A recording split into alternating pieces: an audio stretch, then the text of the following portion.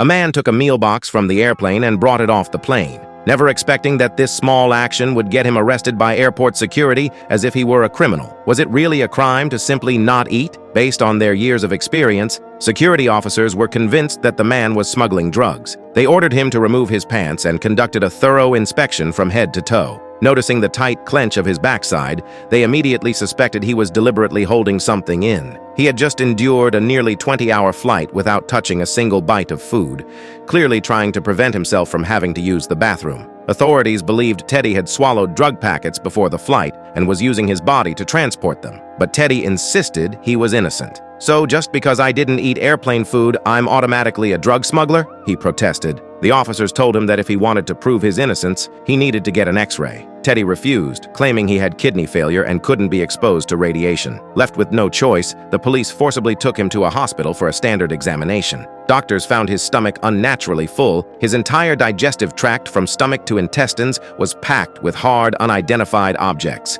They couldn't determine what exactly was inside him, but one thing was clear: it wasn't food. The only way to confirm whether it was drugs was to wait for him to pass it naturally. The police then moved Teddy to a hotel. According to local law, they had the right to detain a suspect for up to 7 days. Officers would monitor him 24/7, keeping watch until he finally relieved himself. They sealed every air vent in the room to prevent him from hiding contraband and installed fine mesh filters in the drains to ensure nothing could be flushed away. If, after 7 days, no drugs were found, he would be released without charges. Determined to defy all odds, Teddy made up his mind. He was going to push his body to the absolute limit and set an unbreakable record for holding it in. The police kept a close watch, but time passed, and Teddy showed no signs of needing to go. Frustrated, they secretly added laxatives to his meals. Yet, Teddy refused to cooperate. Even when officers personally brought food to his lips, he stubbornly refused to take a single bite. With no other options, they brought in a psychologist to try and get him to talk. But Teddy's lips were sealed, tighter than his clenched muscles.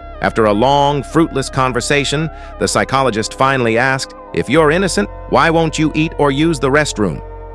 Teddy sighed and said, "I suffer from chronic constipation. It's not that I don't want to go, it's that I physically can't." And just as he finished speaking, The thing is, if you keep